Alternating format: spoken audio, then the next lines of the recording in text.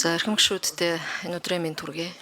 Надад зарчмын санал байна. Би одоо энэ яг ажлын хэсгийн гишүүдийн өргөн барьсан зүйл болгон дээр саналаа хэлээд явах гээд байдаг. Гэтэл өнөөдөр бид нэр яг энэ банкны ороонд орж ирэхдээ ажлын хэсгийн боловсруулсан зарчмын зөрүүтэй саналыг авч байгаа байхгүй. Энэ нь өөрөө юу хэлээд байна гэхээр гишүүд зарчмын зөрүүтэй санал гаргах хугацаа дууссаны дараа ажлын хэсгийн санал орж ирж байгаа. Ажлын хэсгийн боловсруулсан энэ зарчмын зөрүүтэй саналууд дээр гишүүд санал гаргах эрхгүй. Дахиад зарчмын зөрүүтэй санал гаргах эрх нь хуулиар хязгаарлагдчихж байгаа. Гэтэл ажлын хэсгийн гаргасан санал дотор цааш нь дэмжиж аваад явах хэрнээ дотор нь жоохон өөрчлөлт хиймээр зарчмын асуудлуудаар өөрчлөлт хиймээр зүйл байгаа боловч шууд энэ дээр санал хураахаас өөр аргагүй нөхцөл байдал руу ороод байгаа байхгүй. Тэгэхээр эн чинь өөрөө юу гэж хэлээд байна гэхээр боловсруулалтын дээр бид нар хангалттай ажиллах боломж цаг хугацааг зохион байгуулалтын хувьд гаргаж чадсангүй. Ядаж энэ 2 хоногийн хугацаа дуусахаас өмнө ажлын хэсгийн санал гишүүдэд одоо тараагдаад тэрэн дээр бид зарчмын зөрүүтэй саналаа оруулж ирээд ярилцж байгаа бол нэг хэрэг. Тэгэхээр одоо бол надад ямар зарчмын санал байна гэхээр өнөөдөр хэрвээ бид нар энийг үргэлжлүүлээд цааш нь шууд явчих юм бол энэ цаашаа давж чадахгүй юу? Мэдэхгүй байна. Хуульд авч чадахгүй бол дахиад жил хойшлно. Тэрнийхээ оронд өнөөдөр зарчмын зөрүүтэй саналууд дээр ажлын хэсгийн ажилласан санал дээр банкны орооны гишүүд ажиллах боломжоор нь хангаад ажлын хэсэгтээ буцаавал яасан юм бэ? Банкны орооноос. Энэ бол анхны хэлцүүлэг гэхэд аюу учир дутагдaltaй асуудалтай явж гин гэж харж байна. Тухайлах юм бол хоёр дахь асуудал. Одоо сая үндсэн хуулийнхаа зүйл залтаар одоо санал хураагаад хэлцээд явах юм уу? Ажлын хэсгийнхаар хэлцэх юм уу гэдэг энэ чинь маш зөрүүтэй учраас санал гарч ирээд байна шүү дээ. Гэтэл ажлын хэсгийнх дээр явъя гэвэл жишээлх юм бол энэ хоёр дахь одоо ажлын хэсгийн оруулж ирсэн хоёрдугаар зүйл дээр оруулж ирсэн санал дотор гэхэд харилцааг гисний дараа ингэж өөрчлөлтнө гэсэн байна. Гэтэл тэр хоёрдугаар зүйл дээр чи харилцаа гэдэг үг хоёр байгаа байхгүй юу? Яг алинд нь орох гэдэг. Аль харилцаа гэдэг үгийн ард орох гэдэг. Гэх мэтлэн ингээд зүйл болгон дээр нь би яг хоёр дахь асуудлыг ярьж байгаа учраас би хоёр дахь одоо ажлын хэсгийн гаргасан хоёрдугаар зүйл дээр саналаа хэлж байна. Цааш нь ингээд хэлцээ явна гэвэл бүх зүйл дээр ийм зөрүүтэй асуудлуудыг гаргаж тавих гээд байна.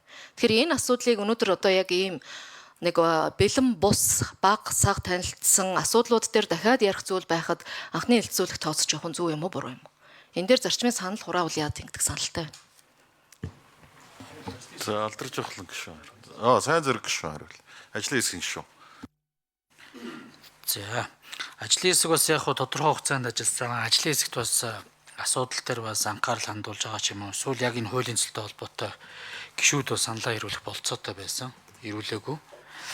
За процессын хувьд юу гэхээр өрөөндөө гишүүний бас энэ болгоомжлол анхааруулгыг бол одоо бас зүйтэй гэж бодож байна. Тэгвэл дэгээрээ юу гэхээр энэ ажлын хэсгийн саналуудаа хурааж яваад харин хуралдаан даргалагчаас эцсийн одоо хилцүүлэг дээр уг асуудлаар бас нэг найруулга болон ийм зүйлүүдийг тохируулга хийгэрээ гэдэг зүйлийг бас чиглэлээ аваад эцсийн хилцүүлэг дээр бас тодруулах зүйлүүдээ бас ярьж болдог.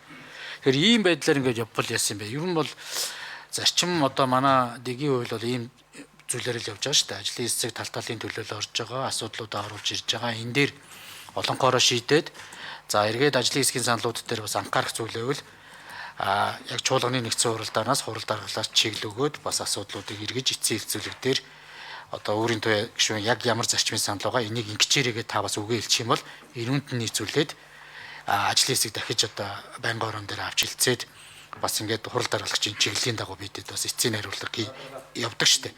Ийм зарчмаараа бас явбал яа гэм бэ гэж байгаа. Хоёрдугаарт яг энэ хуулиороо цомхон боловч бас нэмж асаад явж байгаа зүйл байхгүй. Нэгдүгээр зүйл дээр одоо ямар өөрчлөлтийг ажлын хэсгээс орж ирж байгаа хуулийн төсөлтөд ямар өөрчлөлтүүд байгаа ингээл асуугаад явна. Ингэж хасж байгаа, ингэж өөрчилж байгаа. Эсвэл энэ зүйлийг тийшээ шилжүүлж байгаа л бид нэр яг л юм дэгтэн шүү дээ. Энэгээрээ л явж ийн гэж би харж байгаа. Энэ дээр бол нэг тийм логикийн алдаа гараад байгаа юм алга. Угаасаа айлч хуулийн төсөлтөөр ажлын хэсгийн санал тэргүй хэлж дууддаг. Ажлын хэсгийн санал зүрт дэмжигдэхгүй бол гишүүнээс гарсан саналыг хураадаг. За сая Наранбаатар дарга хэлж ийн гишүүнээс буюу мөнх соёл гишүүн л одоо хуулийн хугацаанд саналаа өгсөн юм байна. Тэгэхээр энэ үрээндээ л ингээ асуудлуудыг явах хэрэгтэй юм болов уу гэж одоо бодолтой байна тэгэхэд. Ажлын хэсгийн алхагч алдарчлан гişүү. За би бол нэг арай өөр бодолтой байгаа даа. Ер нь бол яхаа зүгээр би төвшин гишүүн өрөөнтэй гишүүний саналаа ерөнхийдөө хүндэж байна. Яагаад гэх юм бол их хурлын гишүүн бас саналаа өгч ялангуяа ийм бас эмзэг хуулийн дээр өөрсдөө саналыг тусгая. Тэ мэ? Гэс цаг хугацаа өгөөч гэдгийг бол дараа би бол хүлээн зөвшөөрч байна. Ажлын хэсэг хэрэг та хугацаа өгөх юм бол бид нар хамаа авахгүй хүмүүсийн саналыг аваад тэндээ асуудлууд нэгтгэхэд ороод ирж болно. Та нэрийг бол байнгын гаргал мэдэх байх. Би бол энэ татгал зүйл байхгүй. Энийг яарал заавал өнөөдөр хилцээтэй дуусгахгүй бол одоо өгчих гээд байгаа юм алга. Тийм учраас төвшин, их төвшин гишүүн, өрөнтэй гишүүн гэсэн нэр бүхий гишүүд өөрсдөө санал гаргаад энийг тусгаад явааг бол бас дараа хилцүүлэг бол илүү хурдан түргэн яваад маргаангүй явах юм болол гэж бодож байна. Одоо ингээд яг зүгээр хүчтөрөөд явах юм бол тэгээд онцгой юм болно л доо. Тийм учраас би хуулийг бас батлагдаасаа ч үсэж байгаа хүний хувьд эдгээр гишүүдийн саналыг авах бол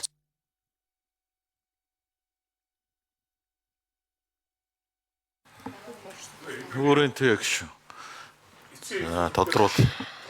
За яг энэ асуудал дээр бол одоо гишүүд бол зарчмын зөрүүтэй санал гаргах хуулийн хугацаатай байгаа. Гэхдээ ажлын хэсгийн санал бидэнд өнөөдөр орж ирж байгаа байхгүй юу? Ажлын хэсгийг юу боловсруулж эцэлж оруулж ирж байгааг бид мэдэхгүй байна шүү дээ. Сайн зураг гишүүнэ. Тийм учраас л ажлын хэсгийн боловсруулсан санал дээр санал байна гэдэг зүйлийг л яриад байгаа. Хамаагүй өнөөдөр одоо бидний саналыг аваад явна гэвэл энэ заалт болгон дээр саналаа хэлээ явахд ч одоо ч бэлэн байж байна. Гэхдээ орж ирж байгаа нь өнөөдөр энэ материал чинь дөнгөж сая бидэнд орж ирлээ шүү дээ. Тэгэхээр нөгөө дэгийн хуулиа зөрчиж гээд байна гэдэг учраас алдарч авахлан гишүүнийг бас ойлгож хүлээж авч байгаад нь талархалтай байна. Ер нь бол жоохон боловсруулалтаа сайжруулж явах нь зүйтэй л гэж бодож байна.